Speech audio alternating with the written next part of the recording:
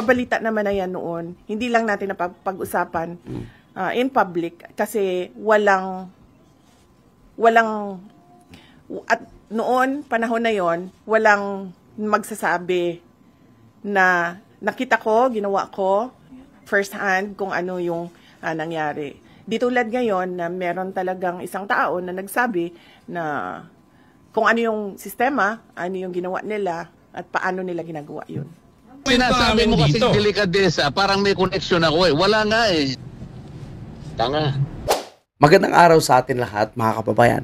Habang tumatagal, lalong lumalalim at lalo natin nalalaman ang katotohanan sa involvement ni Martin Romualdez at ni Saldico sa maanumalyang flood control, kung saan ay ikinanta na nga po ng isang Marines na tagapag-deliver ng basura sa bahay ni Martin Romualdez, ni Saldico at pati na rin po sa Agudo sa may Malacanang. Mga kababayan po natin, sa malaking isyong ito, abay nagsalita din itong si Chis Escudero.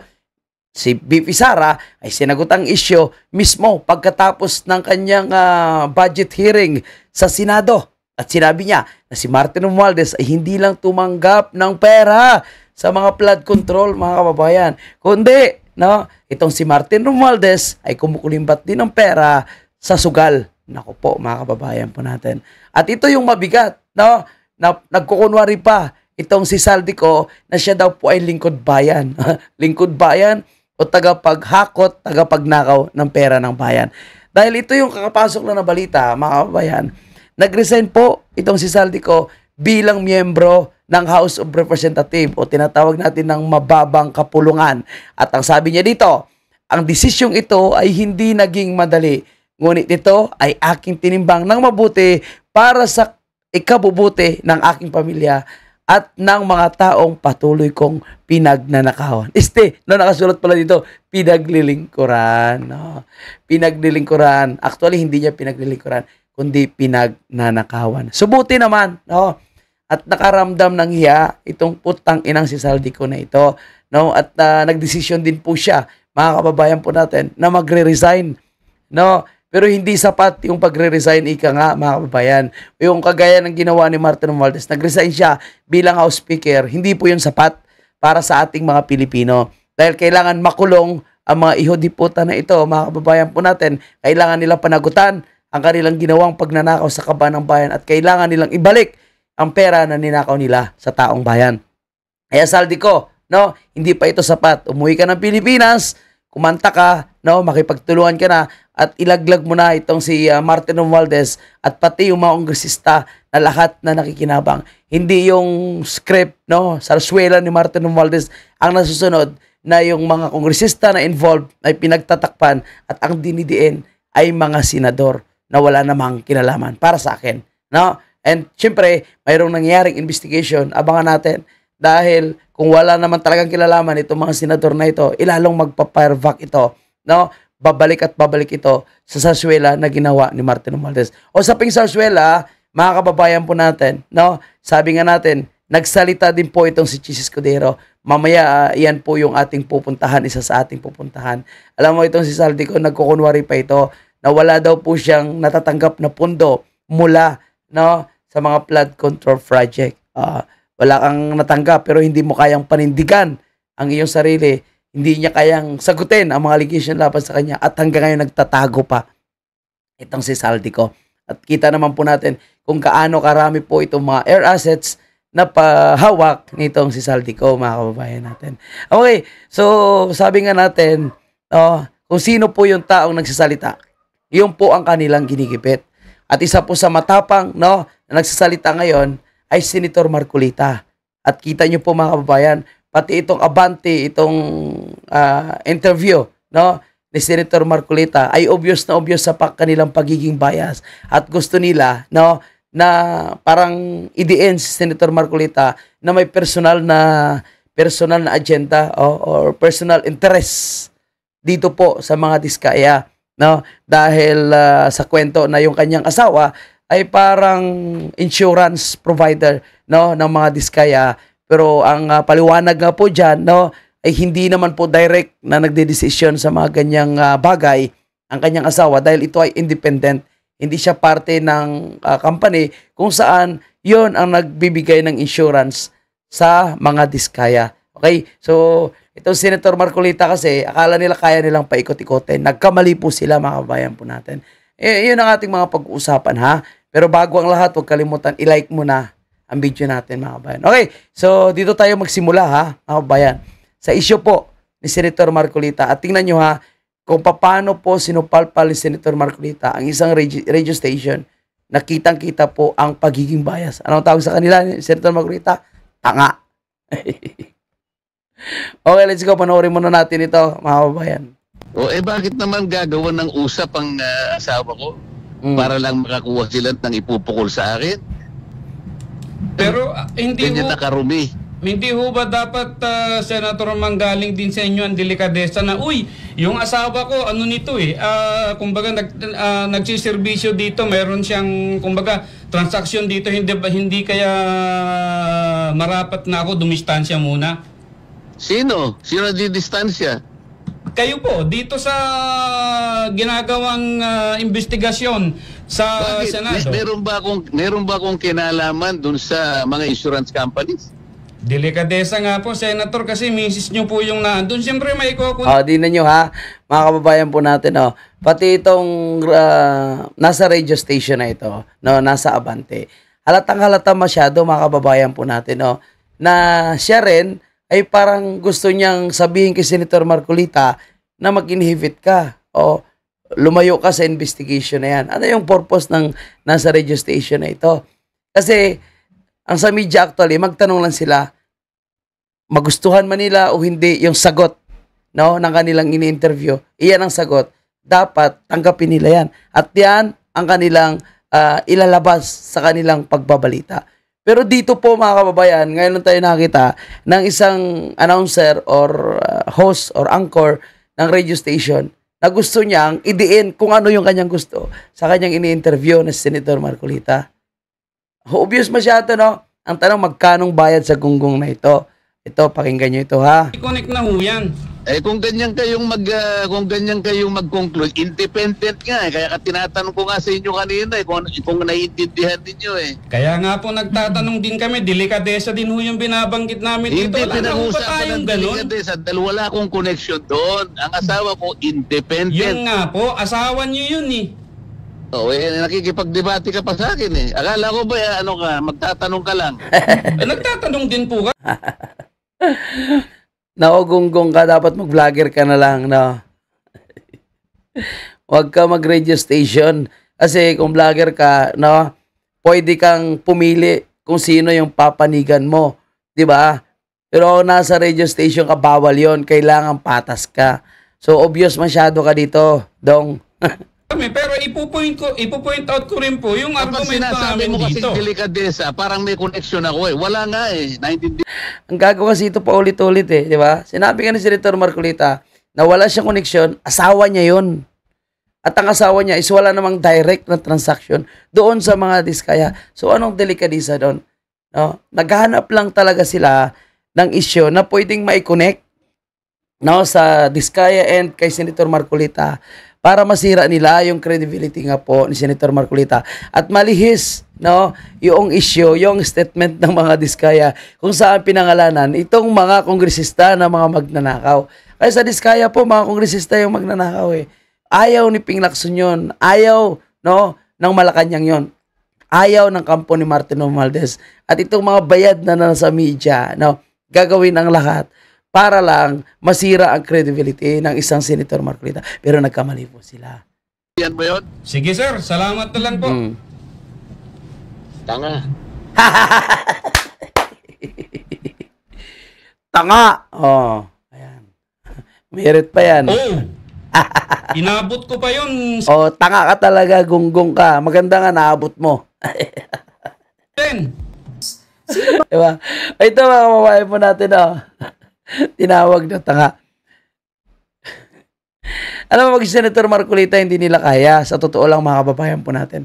Kaya dapat, wag nila pilitin na magsalita si Senator Marcolita. Dahil yan ay walang sinasanto. Tangina, binangga ngayon si Martin Romualdez.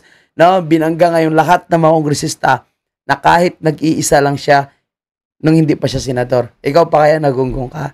Akala mo, may lusot ka kay Senator Marcolita. Okay. Tanga, tinawag na tanga, no? Gulat na gulat. Okay, punta tayo dito sa interview naman nitong si Corina Sanchez, no? Dito sa sa kay Liamas ni Risa Tanas. Sino nga ba yung advisor ni Bongbong Marcos at sino yung kanyang pinaka-boss? Maiksing interview lang to, panoorin natin to, mga kabayan. Kaya kay Pangulong Bongbong Marcos? Hindi ko sigurado, pero ang nakikita kong nag-feel ng vacuum, of course, the First Lady. Siya yung pinakamalapit, no? At posible, nagbibigay din siya ng advice dahil abogado siya, no? Kalawa, yung Executive Secretary, na parang medyo lost in translation, no? Hindi mo masyadong nararamdaman yung kanyang advice sa presidente. Sa lahat ng mga executive secretary na pagdaanan ko, siya yung unavailable. Tapos meron kang special assistant to the president, si Anton Lagdameo, na kadikit din ng presidente. Pero hindi. So, lang po natin, clarify lang po natin. Ito medyo matagal na ito na interview niya. Pero gusto lang po natin balikan na yung nangyari sa ating bansa ngayon, no? Hindi pwede na walang kinalaman itong si Bongbong Marcos, lalo na sa issue ng corruption. Kasi nga po, yung kanyang asawa na dilawan na si Risa Tanas ang nasusunod. At bago pa tinanggal itong si Lagdameo, ito po yung dalawang ito, yung nagdidesisyon sa ating bansa. Ngayon, ito na naman, si Bersamin na naman, mga kababayan po natin. Kaya wala talagang matinong nangyari sa ating bansa. Dahil ang presidente na siyang dapat nasusunod sa ating sa desisyon, no, sa ikabubuti ng ating bansa, ay wala po siyang bayag, hindi po siya nagdedesisyon. And Martin Romualdez, of course, no, ang isa po sa utak na mga corruption at hindi kayang sitahin ni Bongbong Marcos. Dahil, yun nga, takot nga po siya. Dahil kung ano naging desisyon ni Martin Romualdez, yan din daw po yung naging desisyon nitong si Risa Tanas. Si Bongbong Marcos ay naging sunod-sunuran na lang. Kaya incompetent leader talaga itong si Bongbong Marcos. Kaya sana, sa pag-resign, no, nitong si Saldico, mga kababayan po natin, sana po yan ay magandang halimbawa para sumunod na itong si Bongbong Marcos at hindi na lumala pa, no, itong corruption na nangyayari sa ating bansa. Hindi na lumala pa itong mga pagnanakaw, itong walang pakundangan na pagnanakaw na nakaupo sa pwesto at para managot ang mga magnanakaw sa ating bansa. Kasi hanggat si Bongbong Marcos ang nakaupong presidente, cover up, paglilinis po ang kanilang gagawin at lahat na putik, dumi, basura nila, no, ay ibabato nila yan sa mga Duterte at sasabihin, nakagawa ng mga Duterte yan. Sila ang may kagawa nito. Pero sa ngayon, no, may hirapan po silang gawin yan dahil palaban po ang ating Vice Presidente. At kaugnay dyan, mga kababayan natin, no, at ito, no, pagkatapos ng kanyang budget deliberation or pagharap niya sa Senado at nag-defend nga po siya ng kanyang budget, ay nagkaroon ng press conference naman itong ating Vice Presidente. Matindi po yung kanyang mga binitawang salita dito, no? At yung mga sinagot niya na mga issue, lalo na po sa pagnanakaw na kagagawan nitong si Martin Romualdez. Itong basura na tinatawag na dinideliver sa bahay ni Martin Romualdez. Siyempre, basta si VP Sara, yung mga media po ay nag-aagawan yan, no? At alam naman natin, pag si VP Sara yung nagkakaroon ng press conference, walang script yan, no? It is what it is, no? Hanggat kaya pa ng kanyang oras ay kanyang sasagutin. So wag na natin patagalin, pero bago yan, palike naman kung hindi pa kayo nakalike, no? Naka-ano na tayo, no? Dalawang topic na po tayo. Una, itong pag-resign ni Saldico, and pangalawa po, itong interview nitong mainstream media, no, na abante kay si Senator Marcolita kung saan napapahiya po sila dahil gusto nilang ipamukha kay Senator Marcolita na siya ay dapat mahiya, na siya ay dapat, no, ay magkaroon ng delikadesa sa issue po nitong investigation sa Blue Ribbon Committee. Pero nagkamali po sila kasi the more na naghanap sila ng script na ikakasira ng mga senador, no, na mga nagsasabi ng totoo, na ninindigan kung ano ang tama, abay mukhang the more na bumabalik ito sa kanila. Okay, so pag-usapan natin mamaya, ha, itong pasabog ni Chis Escudero no, patungkol sa sarsuela ni Martin Romualdez. Isama natin yan, pero dito muna tayo sa isa sa pinakamalaking issue natin, yung pagsagot ni BP Sara. Okay, let's go. Yung welfare check na yon, usually kasi pag pumupunta yung officials from the Philippine Embassy in the Netherlands, nagsasabi sila at alam namin or alam ng defense team ng mga abogado na pupunta sila. Pero for this one or two, hindi ko pa masigurado kung 2 beses o 1 beses, pero sigurado ako, hindi ko pa masigurado kung 2 beses, pero sigurado ako na merong 1 beses na pumunta sila na hindi sila nagsabi sa pamilya man na nandoon sa Hague o sa defense team. Nalaman ko na lang siya noong merong report na binigay sa Office of the President. Was there offense taken on your part? Yes, ma'am. Oo. Kasi hindi naman sila... Grabe, no? Yung welfare check pala na ginawa nila kay Tatay Digong, hindi talaga pinaalam sa pamilya. Nalaman pa ni BP Sara dahil sa report na binigay sa opisina ni Marcos Jr. Grabe, no? Napaka sinungaling talaga nila. At gumagawa sila ng kanilang paraan para lang makalapit kay Tatay Digong. Ang tanong, no? Para sa kabutihan ba ni Tatay Digong ang kanilang ginawa o baka may ginagawa silang masama sa kay Tatay Digong? Kapal ang mukha nila. Nag-welfare check Simula nung dumating si dating Pangulong Rodrigo Duterte, pumupunta sila doon for specific reasons, hindi dahil sa welfare check. So, noong nag-file ang abogado ng indefinite adjournment, noong proceedings, suddenly meron ng welfare check na ginawa yung officials ng embassy. At kung makikita mo doon sa report, ay ini-interview nila si dating Pangulong Rodrigo Duterte. And somehow, nagbibigay sila ng, although nagsabi naman sila doon that we leave it to the medical experts sa assessment ng overall health niya. Pero meron silang mga insinuations doon na para bang silang nag-a-assess ng kanyang kalusugan. And you see malice in that? Of course, yes. I see malice in that. Number 1, they never did a welfare check. Number 2, they did not coordinate with the defense team. They did not inform the defense team or the family members who are at that time in The Hague. And yun, makikita mo sa report, nag-a-assess sila sa kalusugan. But ICC said it has to have a consent of the detainee daw for them to allow any representative from the government. So we would like to assume, based on their statement, PRRD allowed it. Well, hindi ko na tinanong si Pangulong Duterte kasi ayaw ko na siya ma-stress at ma-distress sa mga nangyari. And ayaw ko na isipin niya na merong mali doon sa mga sinabi niya.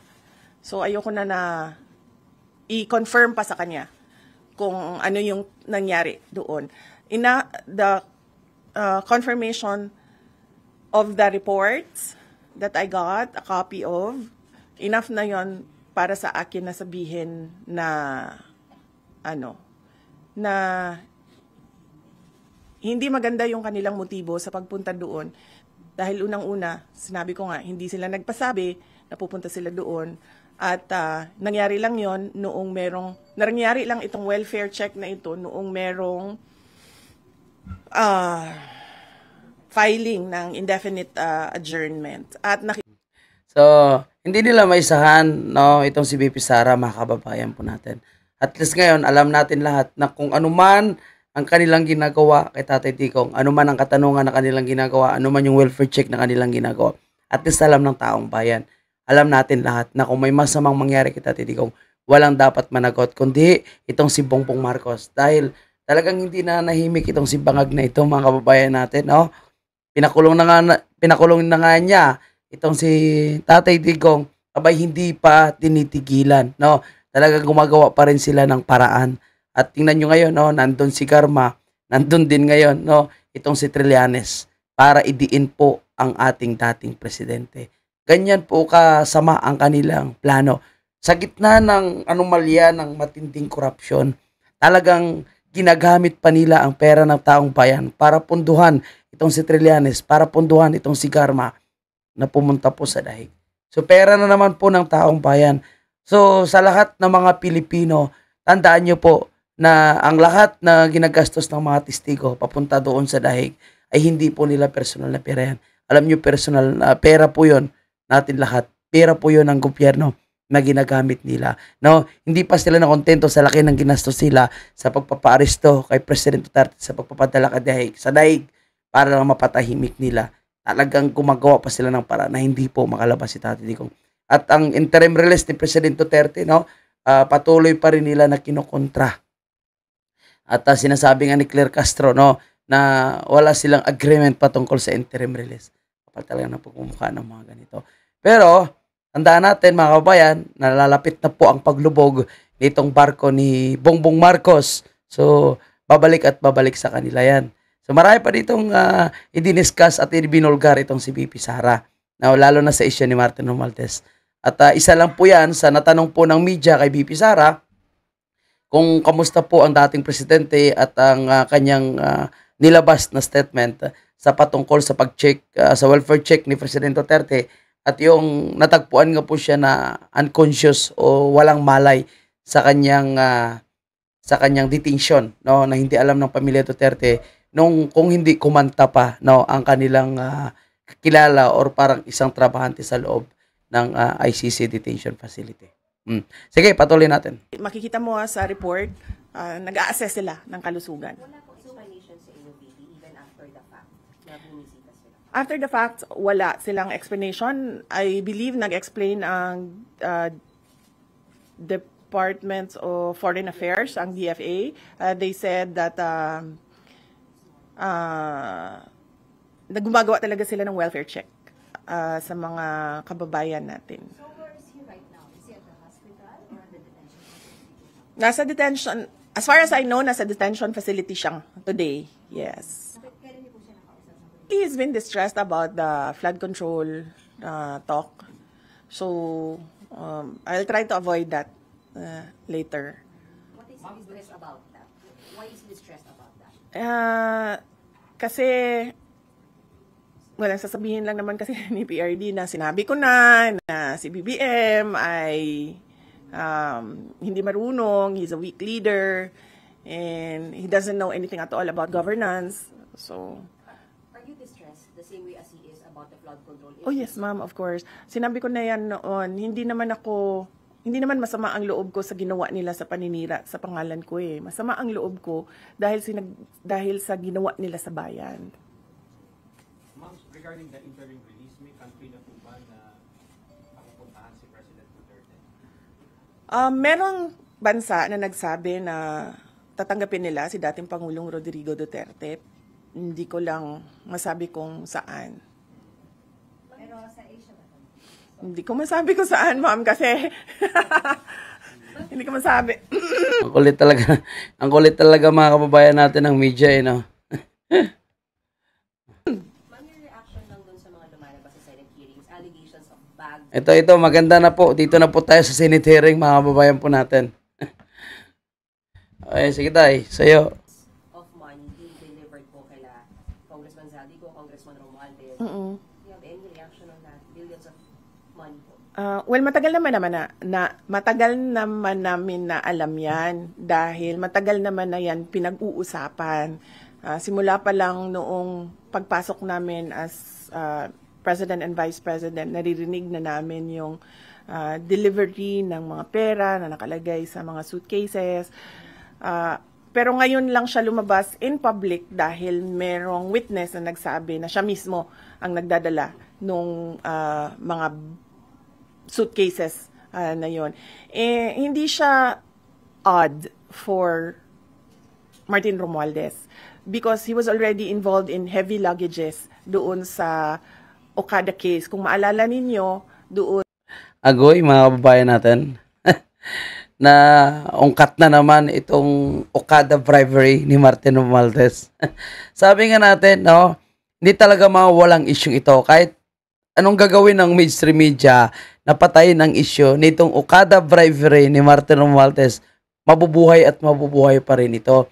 Dahil konektado nga sa kanilang pagnanakaw ang nangyayari ngayon sa flood control. So hindi lang po flood control nga no yung ninanakawan ni Martin Romualdez.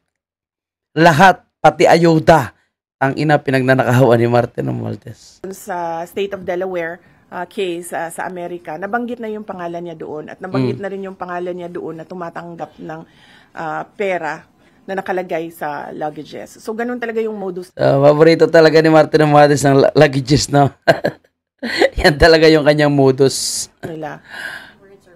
Hindi na ako nagulat, ma'am. Kasi nababalita naman na yan noon. Hindi lang natin napag-usapan in public kasi walang at noon, panahon na yon, walang magsasabi na nakita ko, ginawa ko first hand kung ano yung nangyari.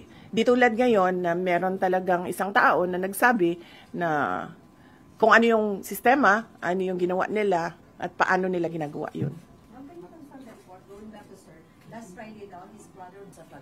Hindi lang sa flood control, ma'am, pati sa sa illegal gambling. No. Ang ina pati illegal sugal. Walang pili talaga ito si Martin Romualdez, mga kababayan natin. Tumatanggap sila. So, si Martin Romualdez. The name cannot mention. Alam mo, matagal na nagme-mention yan, si VP Sara lang talaga. Yung mga, itong huli na ito, no? Yung Senator Marcolita, no? Ngayon lang talaga lantaran na nagme-mention. Si Escudero, si Joel Villanueva, Jingo Estrada. So, kung sino po yung mga nagsasalita ngayon, against Martin Romualdez, tingnan nyo yung nangyari ngayon. Sila po yung may recommendation na kasuhan. Tingnan nyo kung ano ang impluensya nitong si Martin Romualdez. BP Sara anong ginawa? No? BP Sara pina-impeach. So, hindi lang siya sa flood control. Baka kasi yung tao na nagtrabaho ng basura, flood control yung pera na tinatransport nila. Pero marami pang iba pang mga sources ng corruption na dinideliver.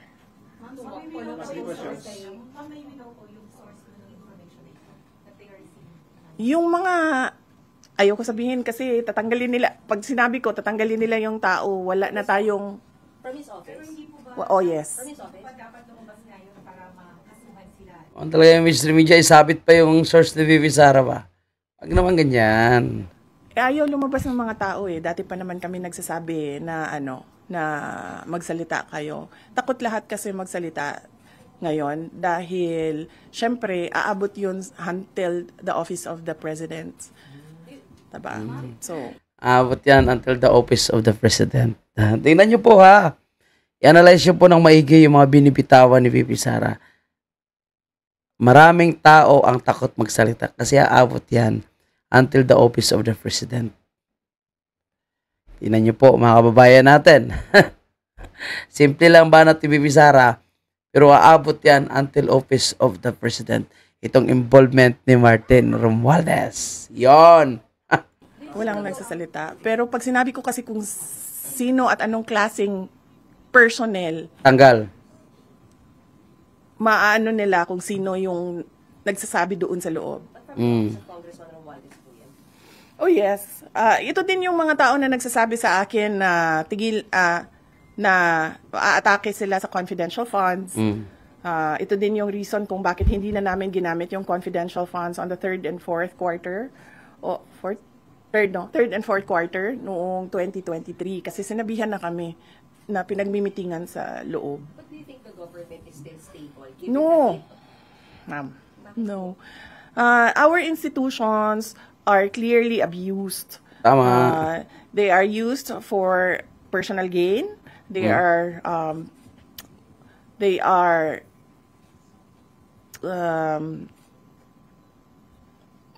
used for personal gain, and we have already seen the testimony of witnesses about corruption And there is practically nothing happening in our country. Ilang ulit ko na yan sinasabi noon na tigilan yung politika, tigilan yung pansariling, pag-una ng pansariling interes kasi walang nangyayari sa ating bansa. Meron ba kayong nakikita at all na project na nakatulong sa ating bayan? Wala. In fact, we ran on the platform of unity and continuity. Ang expectation noon is that there will be continuity on the projects like the build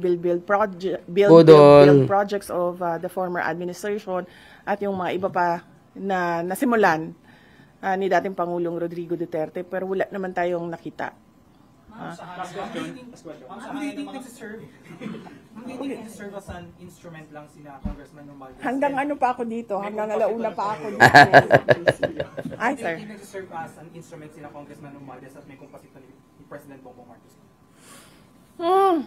Example na lang, noong budget, example na lang ng budget natin. Yung budget natin, ang huling pumipirma dyan, ang Pangulo. Para siya maging batas, Bongbong para Marcos. ma-operationalize, para natin ma-implement yung batas na yan, kailangan yan ng pirma ng Pangulo.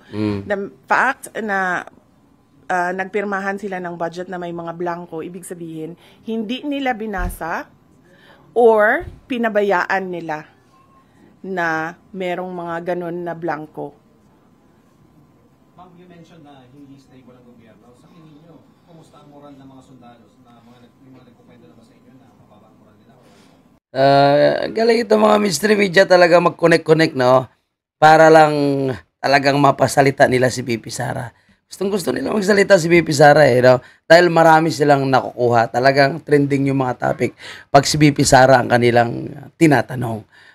Ngayon, tingnan nyo ngayon, moral naman ng kasundaluhan. Siyempre, no? Mababa po yung moral ng kasundaluhan ngayon sa administrasyon ni Bongbong Marcos. Dismayado na sila, tingnan nyo ha. Lumabas nga po yung balita na muntika na nagkaroon ng kodita ang mga kasundaluhan. Pero tandaan natin, na walang apoy, walang usok kung walang apoy. So kung may usok na lumalabas, na may na muntika na nagkaroon ng kodita, so talagang may posibilidad na ito po ay mangyayari. So, kailan ito mangyayari, yan po yung hindi natin alam. At yan po yung dapat natin abangan. Naku po, mga kababayan natin. No? Sige, pakinggan naman natin ang sagot ni BP Sara dito po sa tanong, kamusta naman ang moral ng ating mga kasundaluhan? Hindi ko alam. Hindi ako makapagsalita sa moral ng mga sundalo. Siguro mabuti ba ang word na magsalita patungkol sa moral is sila na mismo ang magsabi. Mamayin po kayo na si former Senator Trillanes, isa daw doon sa allegedly na pumasok sa ICC. Merong mga sinabi na ganun, pero hindi ko siya ma-confirm kasi hindi kami nakakakuha ng information sa loob ng detention unit. Nalaman ko na lang yung welfare check kasi dahil sa report na binigay sa Office of the President. So, bago nun, hindi namin alam yon na information mula sa detention unit. Nakukuha namin tulad nung dinala siya sa hospital dahil dahil nakita siya na walang malay sa sahig ng kanyang kwarto, nakuha namin yon sa hospital personnel. Hindi sa detention unit, hindi sa ICC. No, hindi kami sinabihan kami na family members, hindi kami sinabihan na may insidente na ganun. Nakuha lang namin yon sa hospital personnel. Madami kasing Pilipino kahit saan ka pumunta, 'di ba, sa buong mundo. Kaya nga hindi makapagtago si Saldi. Hindi makapagtago si Saldi ko. Kahit saan ka pumunta, daming Pinoy. So yung hospital personnel nagsabi.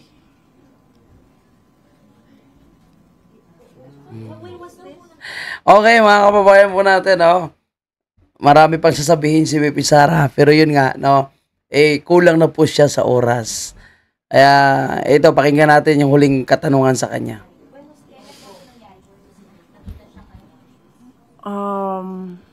hindi ko na maalala. Pero hindi ngayon yon, hindi the moment na lumabas yung statement. Hindi lang ako nagsalita noon. Kasi,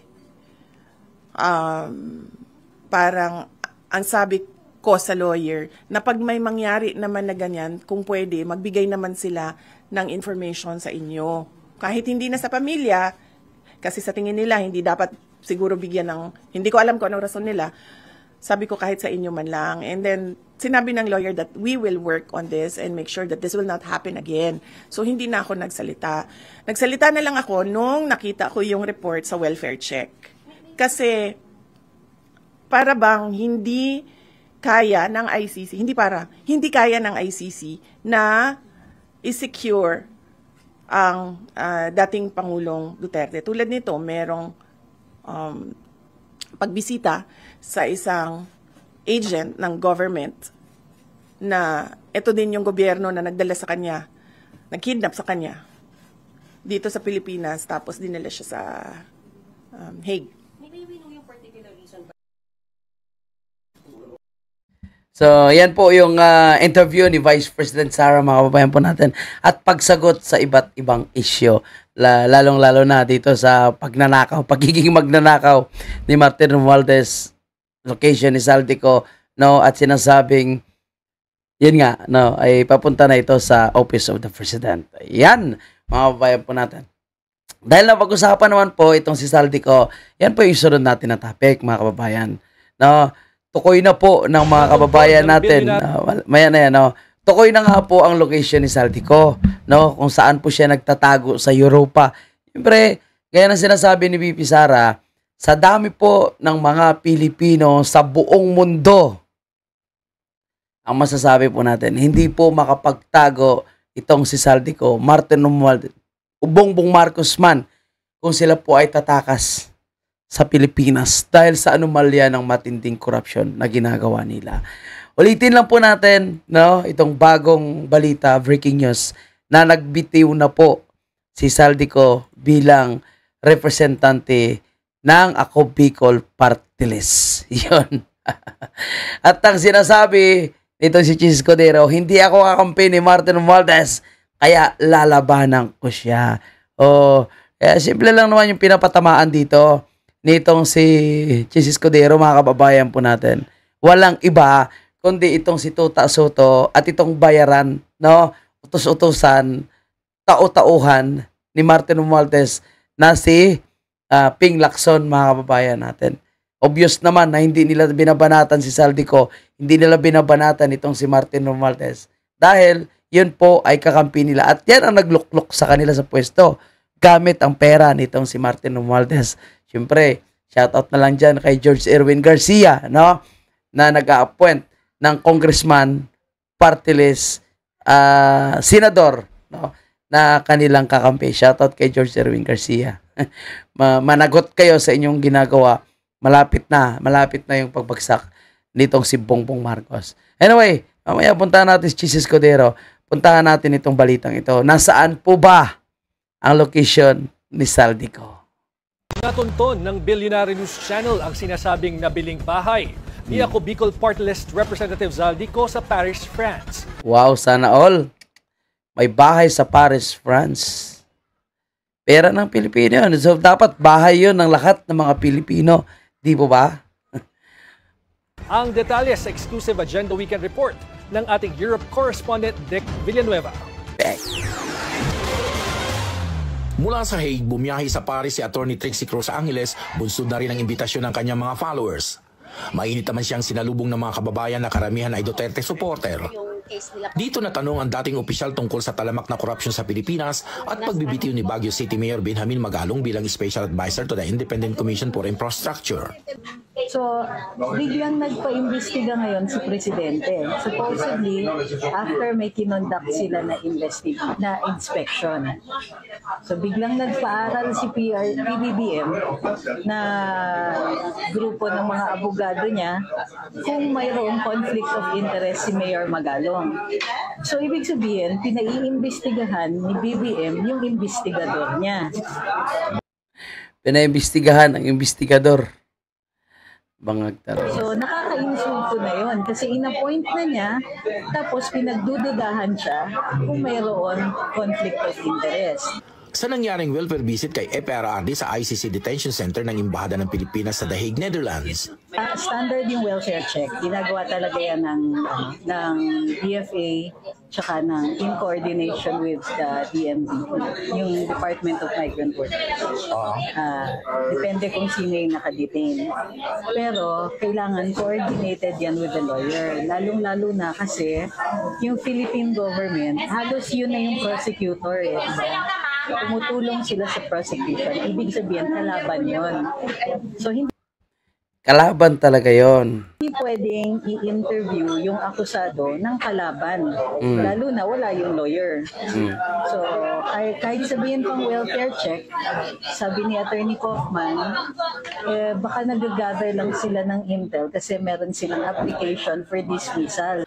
Tungkol naman sa interim release ni FRRD, hinihiling kasi si interim release. Yes po. So, subject to conditions.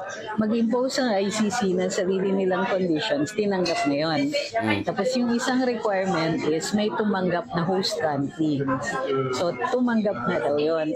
Dati sinasabi nga ni Inday, several countries interesado, pero hindi nila binabanggit talaga which one. Yes po. Kasi pwede may danger na mag-intervene yung Philippine government para hindi siya makapunta doon. samantala, tukoy na ang di umano'y nabiling bahay ni Ako Bicol Party List Congressman Zaldico sa Paris. Ayon sa ating source, number 31, no? matatagpuan ito sa 31 Avenue Montan sa 8th District ng Paris. Hindi gaanong makita ang buong harap ng building dahil under renovation ang ground floor na butik ng isang kilalang brand. Ang nasabing avenue ay kilalang pasyalan ng mga turista dahil sa mga sikat na brands. Dito nakatira ang mga kilala at mayayamang personalidad tulad ng royal family, politician at celebrities. Ang lupit, no?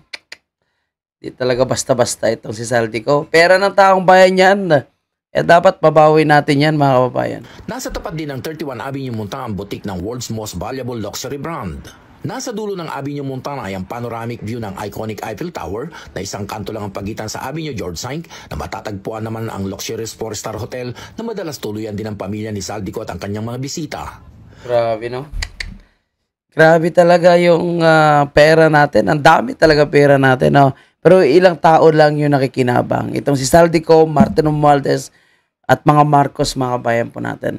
Kaya dapat talaga na mapanagot natin yung mga to. Dapat babawi natin ang pera ng taong bayan. O, tingnan mo ha, nasa 31 pala sa Paris, France. No, number 31, yun ang bahay ni ni Zaldico, mga kababayan natin. So, na ex-congressman. No, nag-resign na po bilang congressman itong si Zaldico, mga kababayan natin. Okay, so punta tayo dito sa bagong pasabog nitong si Chis Escudero. No? Sabi nga ni Chis Escudero, yung nagtulak talaga ng impeachment ni Vice President Sara ay walang iba kundi itong si Martin Romualdez. Actually, mga kababayan natin, hindi lang si Martin Romualdez eh. Diba? Si Bongbong Marcos po yung may kagagawa niyan. Siya yung talagang utak, no, sa impeachment ni VP Sara. Pero syempre hindi lang masyadong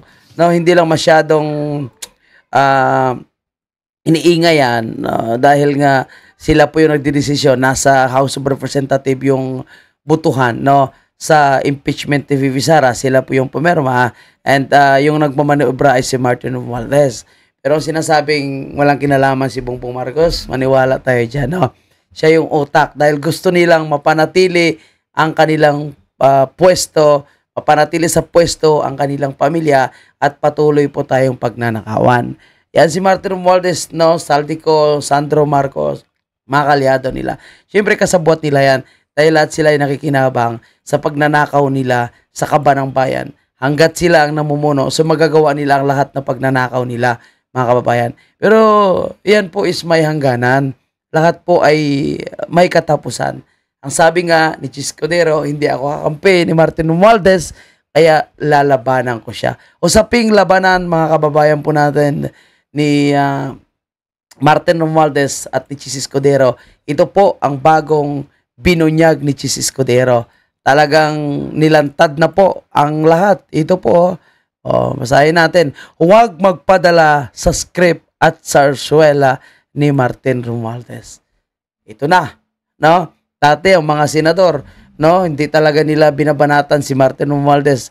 Pero dahil sila po ngayon ang nadidiin dahil sa kanilang paninindigan, lalo na nagsimula lang yung mga ito nung hindi nila sinunod yung script ni Martin Romualdez na i-impeach itong si Vice President Sara.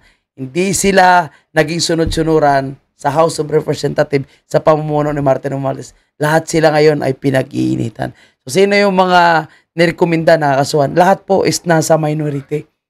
Minority, no? And syempre, ang utak ng lahat ng mga yan ay itong si Lacson naman dyan at si Tuta Soto. Kaya inagaw nila ang leadership kay Chis Escudero para, no, sila ang magiging kasabwat nitong si Martin Romualdez sa panggigipit sa kapwa nila senador at para mapagtakpan itong katarantaduhan ni Martin Romualdez. Sabi nga ni VP Sara, di ba? Hindi lang po sa flood control kumukulimbat ng pera si Martin, pati na rin sa sugal. Ito, pakinggan natin.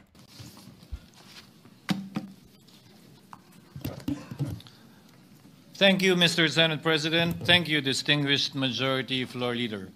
I rise to make a brief manifestation in response to the events of recent days. Ginoong Pangulo, meron po tayong kasabihan sa wikang Pilipino. Kapag nagturo ka ng daliri sa iba, may tatlong daliri na nakaturo palagi pabalik sa iyo. Sa mga nakaraang linggo, malinaw na nililihis ang galit ng taong bayan tungkol sa mga ghost at substandard flood control projects mula sa mga totoong may kasalanan patungo sa Senado at sa ilang mga miyembro nito. Tila pilit na ginagawang panakipbutas, ika nga at fall guy, at diversyon ang mga senador palayo sa Kamara at sa mga tunay na may sala. Klarong-klaro po ang script nito. Ipitin ang tatlong dating DPWH officials, pakantahin sa kanila, mema banggit lang na senador, habang pinagtatakpan ang mga congressman na tunay nakasabwat nila sa mga lugar na ginagalawan nila. Simple ang patunay dito. Kapanipaniwala ba na wala silang kinausap na kahit isang congressman nakaupo na totoong may hawak ng mga distrito sa lugar na ginalawan nila sa hinaba-haba ng testimonya nila dito o sa Kamara? Banggit sila ng banggit, name drop sila ng name drop ng pangalan ng senador. Maski na klaro naman kung inyong papakinggan na wala silang masabing direktang nakausap o binigyan ng anuman. Lahat ito para lamang ipako ang mga senador sa media at sa publiko at ilayo ang atensyon sa Kamara at mga congressman. Bakit nga ba? Dahil tila mas malaking isda, ika nga, mas mataas, mas kilala ang mga senador kumpara sa congressman? Umaasa sila na maiibsan ang galit ng tao sa kanilang mga anomalya ukol sa flood control at tuluyan na silang makakatakas mula sa anumang pananagutan. Isang tao lamang, Ginoong Pangulo, ang nasa likod ng script at sarswelang ito. Siya ang dahilan ng kaguluhan, pagkakaaway-away, pagkakawatak-watak na ngayon yumayanig sa ating bayan, maprotektahan lamang ang sarili niya. Ang pangalan niya ay matagal nang bulong-bulungan sa bawat sulok ng bansa, pero ngayon, unti-unti nang sinisigaw ng taong bayan. Martin magnanakaw, Martin magnanakaw, Martin magnanakaw si Martin. Pero Ginoong Pangulo, magnanakaw si Martin. O, balik tayo. Minamahal kong kasamahan, bakit tila sa Kamara, dito mismo sa Senado, at sa ilang media, ay hindi pa din nila kayang sambitin ang pangalan niya? Pues, sasabihin ko, Martin Romualdez. Minsan ang binanggit ng mga diskaya ito mismo dito sa Senado, ang kanyang pangalan. Pero agad itong pinabawi nung humarap sila sa Kamara. Siyempre. Binanggit ni Master Sergeant Gutesa ang kanyang pangalan. Siyempre. Pero ultimo notaryo, natunto nila at pinabawi nila ang pagnotaryo. Buti na lang, huli na't nasabi na niya ang pangalan ni Martin Romualdez na pinanumpaan dito mismo sa ating Blue Ribbon Committee. Hindi ba't si Ginoong Gutesa hindi ba't si Sergeant Gutesa lamang ang bukod tanging testigo na walang kinalaman, hindi sangkot sa flood control issue, walang hininging immunity, deal o proteksyon kapalit ng kanyang pagtestigo? Siya ang kauna-unahang nagtestigo na personal na naghatid ng pera sa bahay mismo ni Martin Romualdez. Yan ha, Martin Romualdez ha. Baka sabihin mo pang wala kang kinalaman dyan ha. Ang salaysay niya, Ginoong Pangulo, ay kumpirmasyon ng matagal nang isinisiwalat ni Congressman Chanco at Mayor Magalong kung sino ang ulo sa paglilimas sa kaban ng bayan na ating naririnig na rin. 13,803,693 with Congressman Saldico as proponent. For the record, ang binabanggit po nating Representative Elizaldico, siya po yung chairman ng House Appropriations Committee. Hirap silang banggitin pa yung isa sa mga mastermind nila dyan, si Saldico. Hirap na hirap pa silang banggitin. May isa pang mas mataas sa kanya? Hindi naman gagalaw yun kung walang... Siyempre. So, yan din yung rason ha. Yung binulgar na itong si Mayor Magalong, kaya hindi po siya tumagal dyan. Dahil unang-una, no, ang pinangalanan niya na nga ay itong si Saldico at tinukoy niya na po itong si Martin Romualdez. Ay hindi talaga siya tumagal, no, dyan sa independent commission na yan, mga kababayan natin. Hindi naman gagalaw yun kung walang pahintulot. Yung mas mataas sa kanya. She's the House Speaker. Ginoong Pangulo, pahintulutan niyo po ako magkwento ng konti upang patotohanan ang mga salitang ito. Taong 2023 nung tinalaga si Ginoong Kiko Laurel bilang kalihim ng kagawaran ng agrikultura. Bilang suporta sa kanyang mandato, tinanong ko noon ang isang simpleng katanungan sa budget process natin. Bakit mas malaki ang pondo ng flood control kesa sa agrikultura? Why is it that the budget for flood control is bigger than the budget of the Department of Agriculture or the agriculture sector as a whole? The fifth biggest allocation, not even a department, is flood control. And allocating a measly 31 billion for irrigation, for rice. Why? Pagkatapos po noon, tinulungan ko siyang bawasan ng flood control budget at idagdag sa 2024 budget ng Department of Agriculture.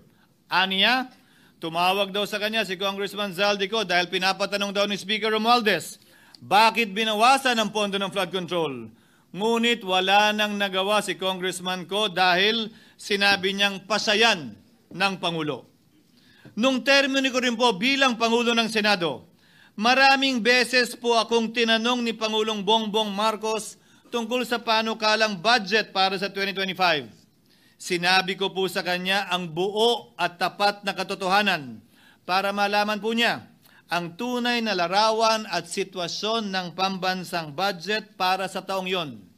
Ito marahil, Ginoong Pangulo, minamahal kong kasamahan, ang isa sa mga dahilan kung bakit pinag-utos ng Pangulo ang pag-veto at pag-for late release sa FLR at pag-hold ng malaking bahagi ng budget nila. Marahil, isa rin ito sa mga dahilan kung bakit ninais ng Pangulo na matanggal si Congressman Zaldico bilang chairman ng House Committee on Appropriations dahil sa mga inilahad ko at marahil na-discover din ng Pangulo kaugnay sa 2025 budget. Hindi malayo, Ginoong Pangulo, na naganap din ang mga ito noong 2023, 2024 at mga nauna pang budget kung saan napakaraming ghost at substandard projects ayon kay Secretary Vince Dizon at ayon mismo sa talumpati ng ating kasamahan na si Senator Ping Lacson. Ngunit marahil ay walang naglakas loob na sabihin ang katotohanan kay Pangulong Marcos o magsumbong sa kanya kaugnay sa ilang mga bagay na ito bago ako. Nais ko din pong kumpirmahin ang sinabi ni Congressman Toby Chanco na ang pag-file ng impeachment complaint laban kay Vice President Sara Duterte ginamit na paraan ni Speaker Romualdez para mag-release ng pondo nila na naka-FLR or for late release bago mag-eleksyon. Yun, mga kababayan po natin. Sige, bulgar nyo pa. Pero napansin ko lang mga kababayan natin na mukhang pinoproteksyonan pa rin ni Chis Escudero itong si Bongbong Marcos, no, sa mga isyong ito. Ayaw niya i-connect si Bongbong Marcos dito. Maski na alam po niya na hindi po ito kayang talakayin ng Senado hanggang sa Hunyo pa mula nung simula. Ulitin ko, ginamit ni Martin Romualdez ang FLR at ang pangalan ng Pangulong Marcos upang itulak ang kanilang unconstitutional na impeachment complaint. Sabi nila, pumirma kayo dahil kung hindi lalabas ang pondo nyo na naka-FLR bago mag-eleksyon.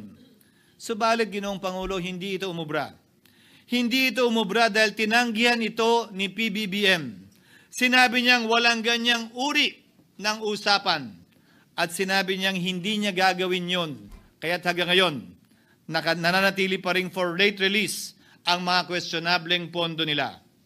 And that is why, Mr. President, distinguished colleagues, at the height of the impeachment controversy and amidst the passion of some sectors to remove the Vice President at all costs, I urged prudence and level-headedness because I knew that greed and not accountability was the reason behind it.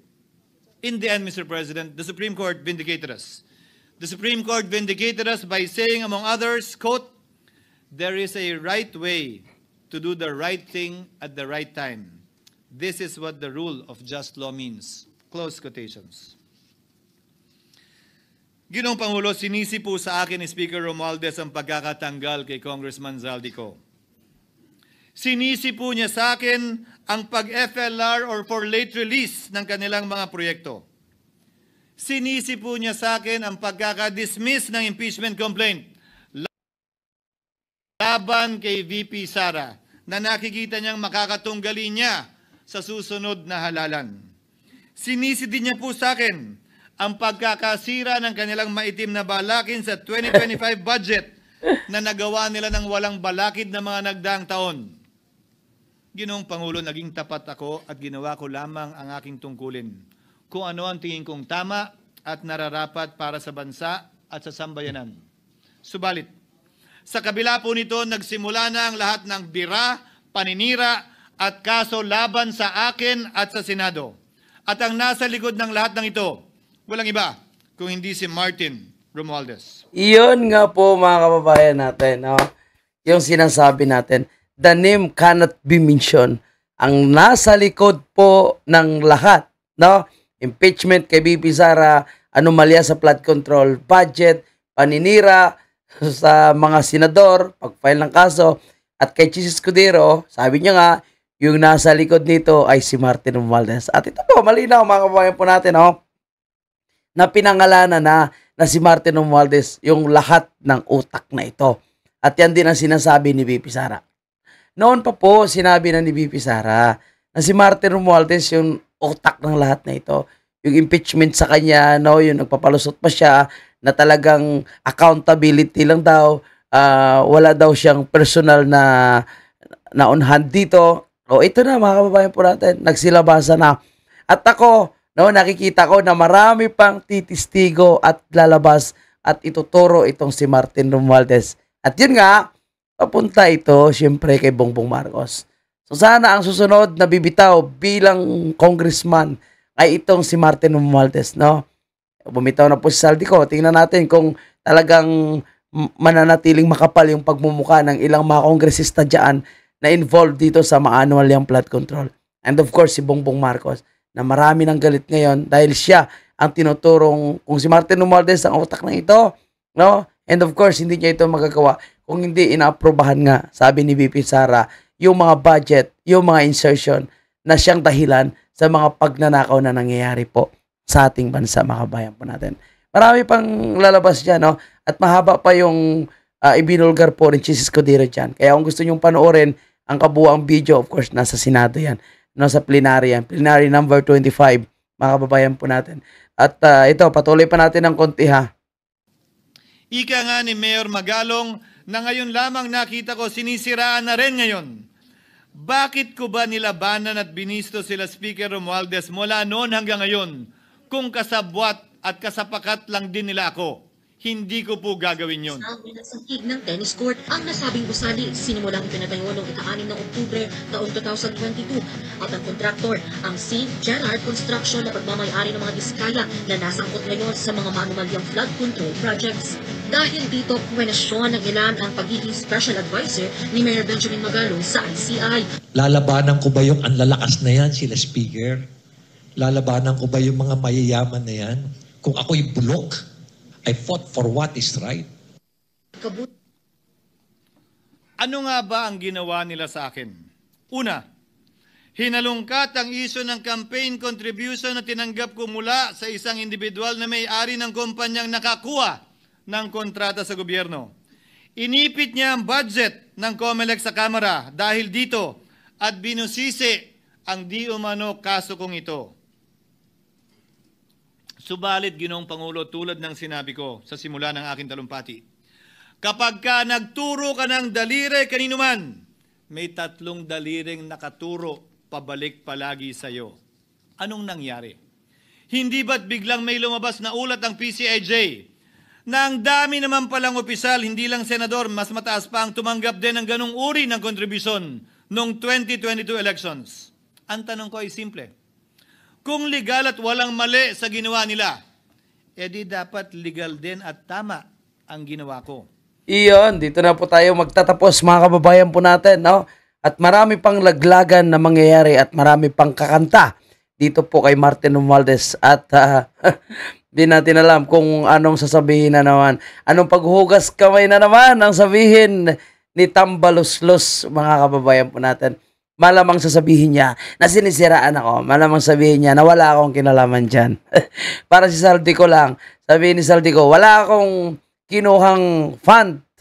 Pero magkano, ilan? Mahigit 30 billion ang nakuha niyang proyekto ng kanyang kumpanya mula noong 2022 hanggang sa kasalukuyan. At buti naman, no? Nagkaroon ng kahihiyan itong si Saldico at resign bilang miyembro ng mababang kapulungan o umalis bilang congressman itong si Saldico. Pero hindi pa po yan sapat, mga kabayan po natin. Dahil patuloy po, no, patuloy ang panawagan ng taong bayan na panagutin po itong sila Saldico, panagutin po itong mga magnanakaw na ito, mga kababayan po natin. Ito ang ganda nito, no? Ito no, kung marinig nyo po, mga kababayan po natin. Pero ito, ipapatugtog yung sinabi ni VP Sara. At siyempre ako na rin ako. Ay apoy na hindi mamatay, hakbang ng matapang, sabay-sabay ng bayan, lumaban na. Mga sakim, rugi na. Ulitin natin, mga kabayan, ang ganito. Okay, ulit. Ay apoy na hindi mapatay, hakbang ng matapang, sabay-sabay, ikaw ng bayan, lumaban na. Mga sakim, durugin na. Yon, maraming salamat po. At ang mga sakim ay dudurugin natin. Sabay-sabay tayong lumaban, mga kababayan, laban sa korupsyon na kagawaan nitong Marcos administration. Martin Romualdez, Saldico, at marami pang kasabwat nila na nakaupo hanggang ngayon sa gobyerno. Mabuhay po kayong lahat. At kung umabot kayo dito, huwag kalimutan i-like. At kung hindi pa kayo nakasubscribe, pa-subscribe ng ating munting channel. Thank you and God bless.